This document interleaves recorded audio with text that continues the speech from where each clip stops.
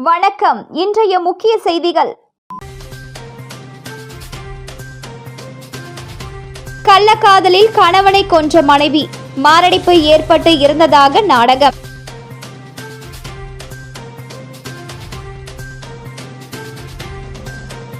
பிரபல உணவகத்தின் சிக்கன் பிரியாணியில் கரப்பான் பூச்சி, பாஜக பெண் நிர்வாகிகள் 3 பேருக்கு வாந்தி மயக்கம்.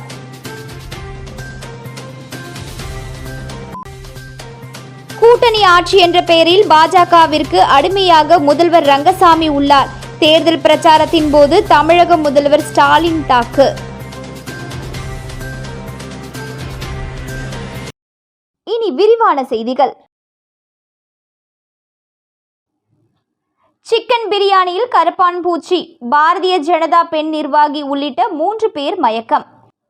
புதுச்சேரி மேரி உழவர்கரை சிவசக்தி நகரை சேர்ந்த சமூக சேவகர் ஐஜி வீரராகு. இவரது மனைவி பிரபாதேவி.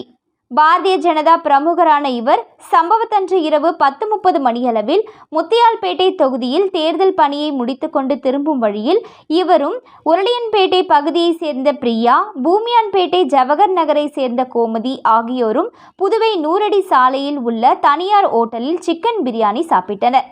அப்போது சிக்கன் பிரியாணியில் இறந்து போன கரப்பான் பூச்சி கிடந்தது. இதனால் 3 பேருக்கும் வாந்தி மயக்கம் ஏற்பட்டது. இது பற்றி அவர்கள் ஓட்டல் மேனேஜர் மற்றும் அதன் இயக்குநருக்கு புகார் தெரிவித்தனர். இதைத் தொடர்ந்து உடனடியாக பிரபாதேவியின் சகோதரர் பிரகாஷ் அங்கு விரைந்து சென்று 3 பேரையும் காரில் ஏற்றிக்கொண்டு மூலக்குளத்தில் உள்ள தனியார் மருத்துவமனையில் சேர்த்தனர். அங்கு 3 பேரும் அவசர சிகிச்சை பிரிவில் டாக்டர்கள் அனுமதித்து சிகிச்சை அளித்தனர். சிகிச்சை பெற்று வீடு திரும்பிய பிரபாதேவி பின்னர் இது குறித்து ரெட்டியார்பாளையம் போலீஸ் நிலையத்தில் புகார் அளித்தார். புகாரில் பாதுகாப்பற்ற முறையில் தயார் செய்து கரப்பான் பூச்சி போன்ற பூச்சிகளால் உடலுக்கு ஆபத்து ஏற்படும் என தெரிந்தே தரமற்ற பிரியாணியை வழங்கி வாந்தி, பேதி, மயக்கம் உள்ளிட்ட உடல் உபாதைகளை ஏற்படுத்திய சம்பந்தப்பட்ட ஓட்டல் மேலாளர் மற்றும் அதன் இயக்குநர் மீது சட்டப்படி நடவடிக்கை எடுக்க வேண்டும் என கூறியுள்ளார். அதன் பேரில் போலீசார் வழக்கு பதிவு செய்து விசாரணை நடத்தி வருகின்றனர்.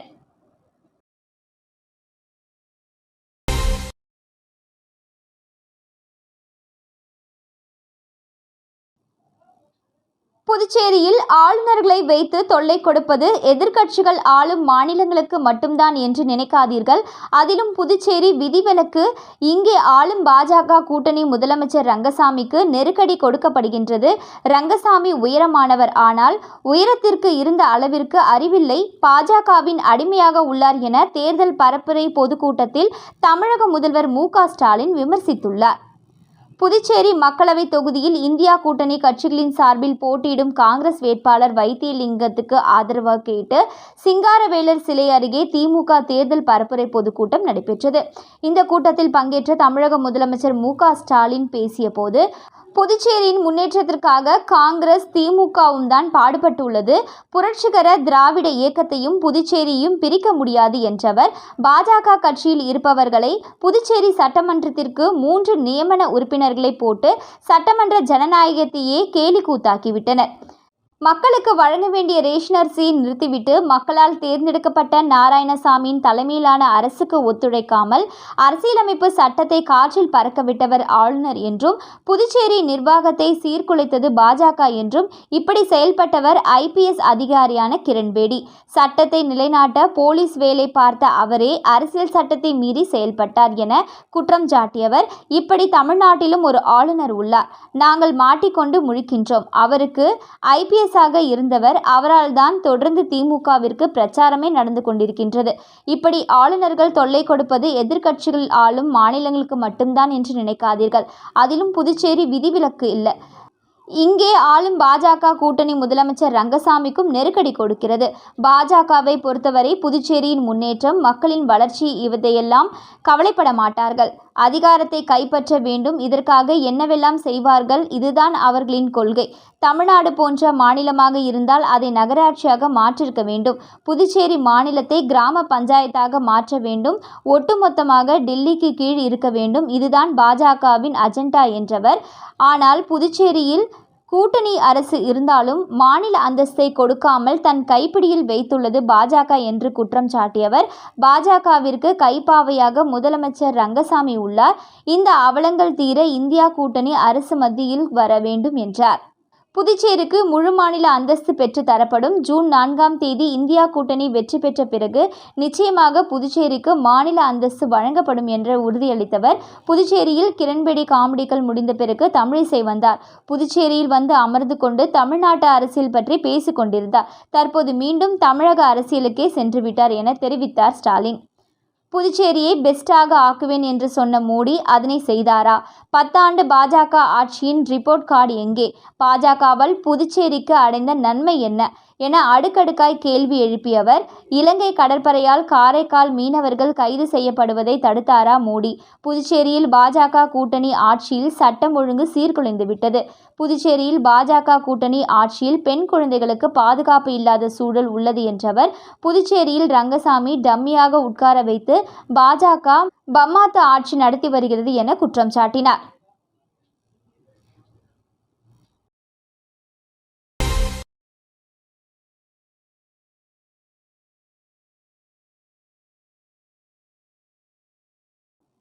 நானூறு இடங்களுக்கு மேல் கைப்பற்றி மீண்டும் தேசிய ஜனநாயக கூட்டணி மத்தியில் ஆட்சி அமைக்கும் என தேர்தல் பரப்புரையின் போது புதுச்சேரி முதலமைச்சர் ரங்கசாமி நம்பிக்கை தெரிவித்துள்ளார்.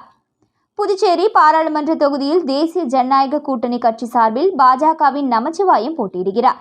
இவரை ஆதரித்து மாநில முதலமைச்சர் ரங்கசாமி புதுச்சேரி முழுவதும் தீவிர பரப்புரை மேற்கொண்டு வருகிறார். இதன் ஒரு பகுதியாக பாகூர் தொகுதியில் பரப்புரையின் போது பேசிய முதலமைச்சர் ரங்கசாமி, இம்முறை தேசிய ஜனநாயக கூட்டணி 400க்கும் மேற்பட்ட இடங்களை கைப்பற்றி ஆட்சி அமைக்கும். வாக்களிக்கும் முன் சிந்தித்து வாக்களிக்க வேண்டும். கடந்த முறை ஏமாந்து வாக்களித்து 5 ஆண்டுகள் அவஸ்தைப்பட்டுவிட்டோம். இம்முறை மாநில வளர்ச்சியை சிந்தித்து வாக்களிக்க வேண்டும் என்றார்.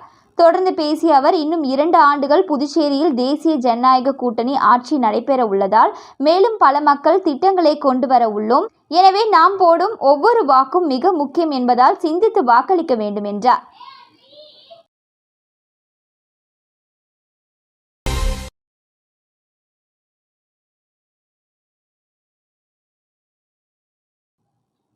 தமிழகத்தில் பாஜக எங்கு உள்ளது என்று கேட்டவர்கள், தற்போது பாஜகவை திட்டினால்தான் அரசியல் என்பது தெளிவாக தெரிகிறது என்றும், வருகின்ற தேர்தலில் தமிழகத்தின் 39 தொகுதிகளிலும் தேசிய ஜனநாயக கூட்டணி வெற்றி பெறும் என புதுச்சேரியில் நடைபெற்ற கூட்டத்தில் கலந்து கொண்ட பாஜக சட்டமன்ற உறுப்பினர் வானதி ஸ்ரீனிவாசன் தெரிவித்துள்ளார். புதுச்சேரி பாஜக மகளிர் அணி சார்பில் லாஸ்பேட்டை கிழக்கு கடற்கரை சாலையில் உள்ள தனியார் திருமண மண்டபத்தில் நடைபெற்ற ஆலோசனைக் கூட்டத்தில் பாஜக அகில இந்திய மகளிர் அணி தலைவியும் கோவை சட்டமன்ற உறுப்பினருமான வானதி ஸ்ரீனிவாசன் கலந்து கொண்டார். நிகழ்ச்சியில் புதுச்சேரி பாஜக தலைவர் செல்வ கணபதி எம்பி, நியமன சட்டமன்ற உறுப்பினர் ராமலிங்கம் உள்ளிட்ட கட்சி நிர்வாகிகள் கலந்து கொண்டனர். தொடர்ந்து செய்தியாளர்களிடம் பேசிய வானதி ஸ்ரீனிவாசன், புதுச்சேரியில் கடந்த 3 ஆண்டுகளாக தேசிய ஜனநாயக கூட்டணி அரசு முதலமைச்சர் ரங்கசாமி தலைமையில் மிக சிறப்பான திட்டங்களை செயல்படுத்தி வருவதாகவும், இந்தியா முழுவதும் பிரதமர் மோடியின் ஆட்சியை முன்னிறுத்தி வாக்கு கேட்கும் ஒரே கூட்டணி தேசிய ஜனநாயக கூட்டணி மட்டும்தான் என்றவர், மீண்டும் பிரதமராக நரேந்திர மோடிதான் ஆட்சி அமைக்கப் போகிறார். 400 MP இலக்கு என்ற பயணத்தில் நாங்கள் வெற்றிகரமாக சென்று கொண்டிருக்கின்றோம். தமிழகத்தில் 2019இல் மோடி எதிர்ப்பலையை உருவாக்கி அதன் வாயிலாக எல்லா இடங்களையும் வெற்றி பெற்றார். இப்போது தமிழக மக்கள் நன்கு புரிந்து கொண்டுள்ளனர். ஏற்கனவே இருந்த நிலைமை இப்போது இல்லை.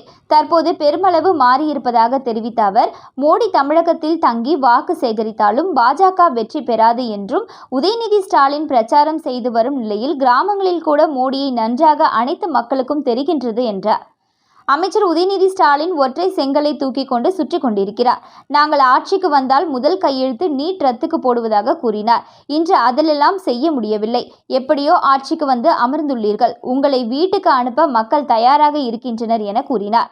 தொடர்ந்து பேசிய அவர், சீமான் எப்படி கதை சொல்வார் என்பது தெரியும். பாஜக எங்குள்ளது என்று கேட்டவர்கள் எல்லாம் தற்போது பாஜகவை திட்டினால்தான் அரசியல் என்பதில் தெளிவாக இருக்கிறார்கள். இப்போதெல்லாம் தமிழக முதல்வர் ஸ்டாலின், அமைச்சர் உதயநிதி ஸ்டாலின் உள்ளிட்டோர் பாஜகவை பற்றி தான் பேசுகின்றனர். சீமான் தினமும் பாஜகவை தான் திட்டிக் கொண்டிருக்கிறார் என பேசிய அவர், பாஜகவில் ஒவ்வொரு தொகுதியிலும் ஒரு கட்சி வேட்பாளரை நிறுத்த பல்வேறு காரணங்கள் இருக்கிறது.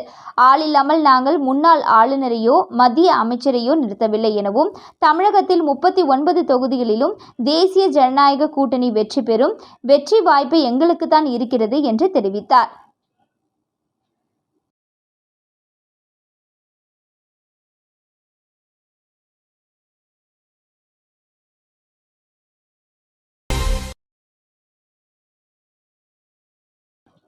புதுச்சேரியில் கள்ளக்காதலனுடன் சேர்ந்து கணவரை கொலை செய்துவிட்டு மாரடைப்பால் அவர் இறந்துவிட்டதாக நாடகமாடிய மனைவி, அவரது கள்ளக்காதலன் உட்பட 3 பேரை போலீசார் கைது செய்துள்ள நிலையில் தலைமறைவாக உள்ள ஒருவரை தேடி வருகின்றனர்.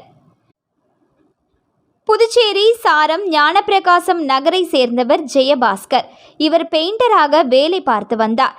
இவரது மனைவி ஷர்மிளா தேவகிருபை. இவர்களுக்கு 12 வயதுடைய மகள் உள்ளார்.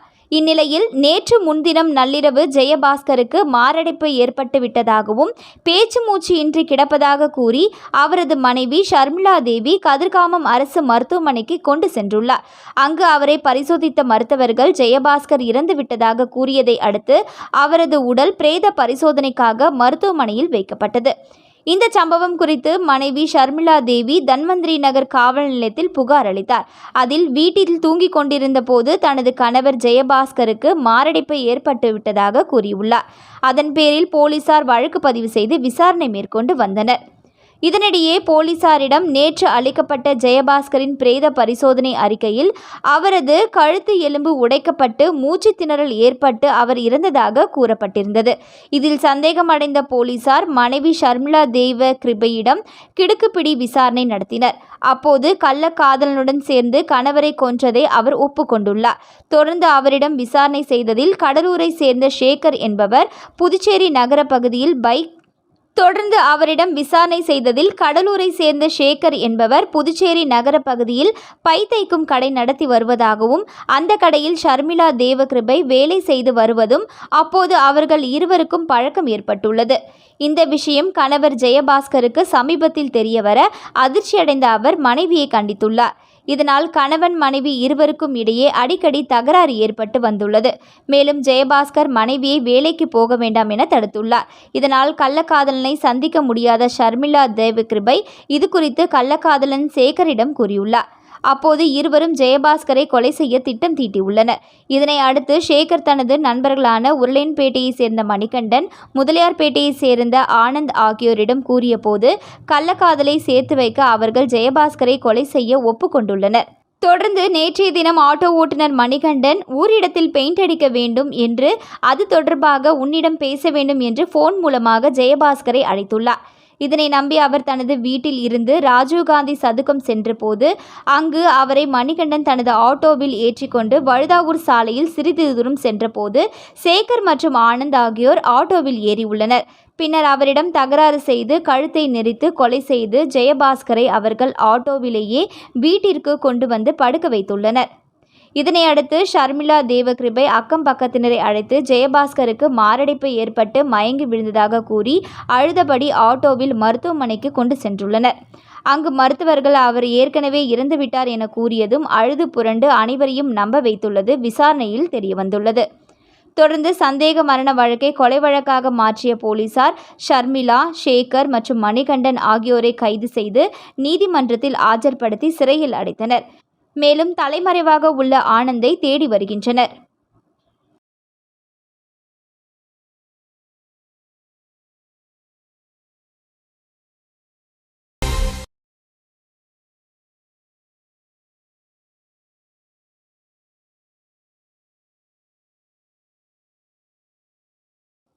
கருவடிக்குப்பம் பகுதியில் உள்ள தேசத்தந்தை நேதாஜி சுபாஷ் சந்திர போஸ் மக்கள் சேவை மையத்தின் மாணவ மாணவிகள் மற்றும் புதுச்சேரி மாநில அனைத்து சமூக பேரமைப்பு கூட்டமைப்பின் பொறுப்பாளர்கள் இணைந்து அனைத்து பகுதிகளுக்கும் நடைப்பயணமாக சென்று ஓட்டிற்கு பணம் வாங்கக்கூடாது, மதுக்கடைகளை மூட வேண்டும், தரமான கல்வி மற்றும் சுத்தமான குடிநீர் வழங்கிட வேண்டும், போதைப் பொருட்களை அறவே ஒழித்திட வேண்டும் என வலியுறுத்தி பொதுமக்களிடம் விழிப்புணர்வு ஏற்படுத்தப்பட்டது.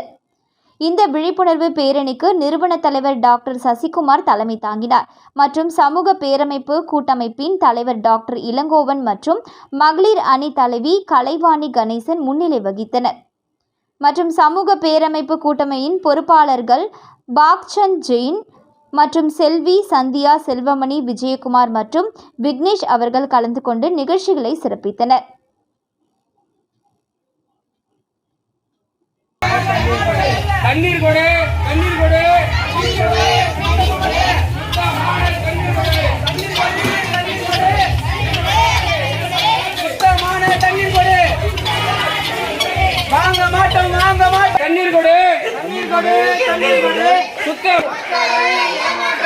ஏமாற்றாதே ஏமாற்றாதே மக்கள் ஏமாற்றாதே ஏமாற்றாதே மக்களை ஏமாற்றாதே.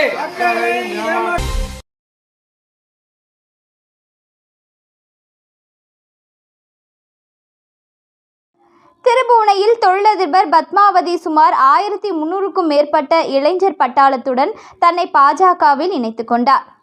புதுச்சேரி அடுத்த திருபுவனை தொகுதியை சேர்ந்தவர் பத்மாவதி. தொழிலதிபரான இவர் அந்த பகுதியில் பல்வேறு நலத்திட்ட உதவிகளையும் நற்பணிகளையும் செய்து வருகிறார். தொழிலதிபரான பத்மாவதி தன்னை பாஜகவில் இணைத்துக் கொள்ள போவதாக அறிவித்திருந்தார். அதன்படி ஏஎஃப்டி திடலில் இருந்து சட்டமன்ற உறுப்பினர் கல்யாண சுந்தரம் முன்னிலையில் இருசக்கர வாகனத்தில் ஊர்வலமாக புறப்பட்ட பத்மாவதி தலைமையிலான இளைஞர்கள் மறைமலை அடிகள் சாலை, அண்ணா சாலை, காமராஜர் சாலை, முத்தியால்பேட்டை, கருவடிக்குப்பம், கிழக்கு கடற்கரை சாலை வழியாக தனியார் திருமண மண்டபத்தை அடைந்தனர். அங்கு நடைபெற்ற விழாவில் சட்டமன்ற உறுப்பினர்கள் VP ராமலிங்கம், கல்யாண சுந்தரம் ஆகியோர் முன்னிலையில் சுமார் 1300க்கும் மேற்பட்ட இளைஞர் பட்டாளத்துடன் தன்னை பாஜகவில் இணைத்துக் கொண்டார். தொழிலதிபர் பத்மாவதிக்கு பாஜக சார்பில் மாலைகள், சால்வைகள் அணிவித்து வரவேற்றனர். இந்த நிகழ்ச்சியில் உழவர்கரை தொகுதி சட்டமன்ற உறுப்பினர் சிவசங்கரன், திருபுவனை தொகுதி சட்டமன்ற உறுப்பினர் அங்காளன் மற்றும் பாஜக நிர்வாகிகள், பிரமுகர்கள், தொகுதி நிர்வாகிகள், பொதுமக்கள், இளைஞர்கள் என அனைவரும் திரளாக கலந்து கொண்டனர்.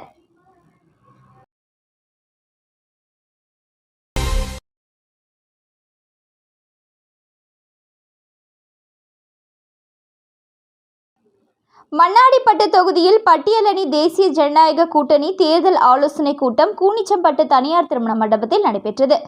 வருகின்ற நாடாளுமன்ற தேர்தலில் பாஜக வேட்பாளர் நமச்சிவாயத்தை வெற்றி பெற செய்வது தொடர்பாக மண்ணாடிப்பட்டு தொகுதி பட்டியலணி சார்பில் தேசிய ஜனநாயக கூட்டணி தேர்தல் ஆலோசனை கூட்டம் கூனிச்சம்பட்டு தனியார் திருமண மண்டபத்தில் நடைபெற்றது. மண்ணாடிப்பட்டு பாஜக பட்டியலணி தலைவர் ராஜாமணி தலைமையில் நடைபெற்ற இந்த ஆலோசனை கூட்டத்தில் பொதுச் செயலாளர் முனைவர் காளிதாஸ் மற்றும் தொகுதி பட்டியலணி நிர்வாகிகள் பலர் கலந்து கொண்டு முன்னிலை வகித்தனர்.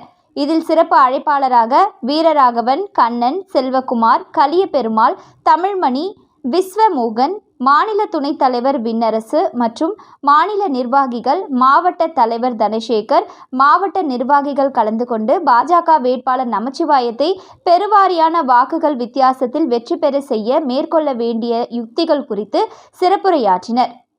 மேலும் இந்த ஆலோசனை கூட்டத்தில் மண்ணாடிப்பட்டு தொகுதியில் பிரச்சாரம் மேற்கொள்ள வரும் முதலமைச்சர் ரங்கசாமி மற்றும் நாடாளுமன்ற வேட்பாளர் நமச்சிவாயத்திற்கு சிறப்பான வரவேற்பு அளித்து பெருவாரியான வாக்குகள் வித்தியாசத்தில் அவரை வெற்றி பெற செய்திட வேண்டும் என தீர்மானம் நிறைவேற்றப்பட்டது.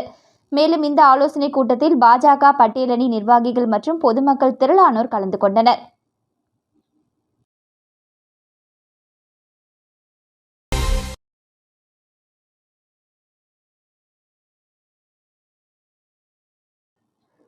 திருவேணி நகர் அருள்மிகு ஸ்ரீ திருப்புர சுந்தரி உடனுரை ஸ்ரீ திருவேணீஸ்வரர் ஆலயத்தில் சனி பிரதோஷ வழிபாடு வெகு சிறப்பாக நேற்று நடைபெற்றது. புதுச்சேரி மாநிலம் வில்லியனூர் சட்டமன்ற தொகுதிக்கு உட்பட்ட மணவெளி திருவேணி நகர் பகுதியில் அமைந்துள்ள அருள்மிகு ஸ்ரீ திருப்புர சுந்தரி உடனுரை ஸ்ரீ திருவேணீஸ்வரர் ஆலயத்தில் சனி பிரதோஷ வழிபாடு வெகு சிறப்பாக நடைபெற்றது. அதில் சுவாமிக்கு பால், தயிர், இளநீர், சந்தனம், விபூதி, பஞ்சாமிர்தம், பன்னீர் உள்ளிட்ட பல்வேறு திரவியங்களால் அபிஷேகம் செய்யப்பட்டது. இதனைத் தொடர்ந்து சுவாமிக்கு பூஜைகள் செய்யப்பட்டு மகா தீபாராதனை காண்பிக்கப்பட்டது. மேலும் பிரதோஷ வழிபாட்டினை முன்னிட்டு ஆலயத்தில் பிரதோஷ உற்சவர் உட்பிரகாரம் வலம் வந்து இதில் திரளான பக்தர்கள் கலந்து கொண்டு சாமி தரிசனம் செய்தனர். தொடர்ந்து விழாவில் கலந்து கொண்ட பொதுமக்கள் அனைவருக்கும் அன்னதானம் வழங்கப்பட்டது. நிகழ்ச்சிக்கான ஏற்பாட்டினை அறங்காவலர் குழு மற்றும் திருவேணி நகர் பக்த அன்பர்கள் சிறப்பான முறையில் செய்திருந்தனர்.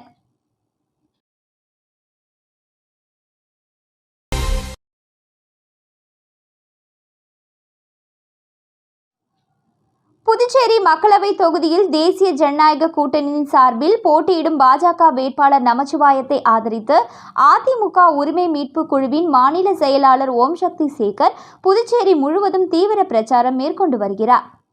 இதன் ஒரு பகுதியாக நெல்லித்தோப்பு சட்டமன்ற தொகுதிக்கு உட்பட்ட பகுதிகளில் இன்று தீவிர வாக்கு சேகரிப்பில் ஈடுபட்டார். நெல்லித்தோப்பு சட்டமன்ற தொகுதிக்கு உட்பட்ட ஜேவிஎஸ் நகர் கோவிலில் பூஜைகள் செய்து ஜேவிஎஸ் நகர், தோட்டக்கால், காராமணிக்குப்பம், நல்லாண்டு மேஸ்திரி வீதி, வினோபா வீதி, மடத்து வீதி உள்ளிட்ட பகுதிகளில் வீடு வீடாக சென்று தாமரை சின்னத்திற்கு வாக்கு சேகரித்தார். அப்போது பொதுமக்கள் சால்வை அணிவித்தும் மலர் தூவியும் அவருக்கு வரவேற்பு அளித்தனர். இந்நிகழ்ச்சியில் திரளான அதிமுக உரிமை மீட்பு குழு நிர்வாகிகள், தொண்டர்கள் கலந்து கொண்டனர்.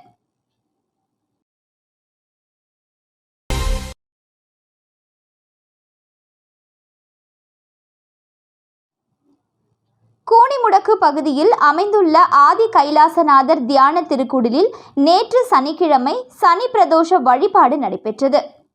புதுச்சேரி மாநிலம் கூனிமுடக்கு அருகே உள்ள தமிழக பகுதியான வழுதாவூர் சேரன் நகர் பகுதியில் எழுந்தருளியிருக்கும் ஆதி கைலாசநாதர் தியான திருக்குடிலில் நேற்று சனி பிரதோஷ விழா நடைபெற்றது.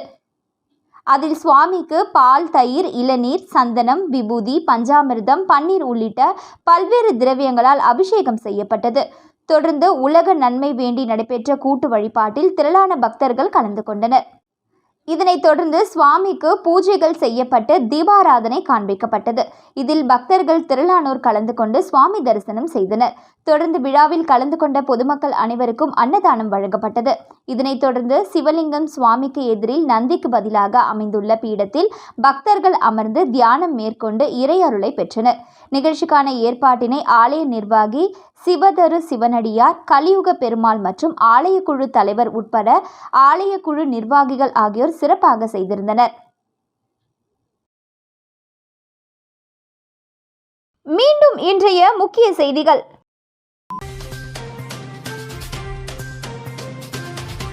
கள்ளக்காதலில் கணவனை கொன்ற மனைவி, மாரடைப்பு ஏற்பட்டு இறந்ததாக நாடகம்.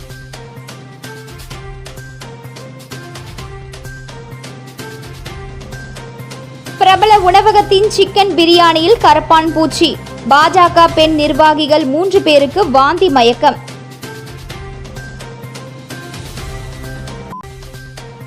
கூட்டணி ஆட்சி என்ற பெயரில் பாஜகவிற்கு அடிமையாக முதல்வர் ரங்கசாமி உள்ளார். தேர்தல் பிரச்சாரத்தின் போது தமிழக முதல்வர் ஸ்டாலின் தாக்கு. இத்துடன் இன்றைய செய்திகள் நிறைவடைந்தன. வணக்கம்.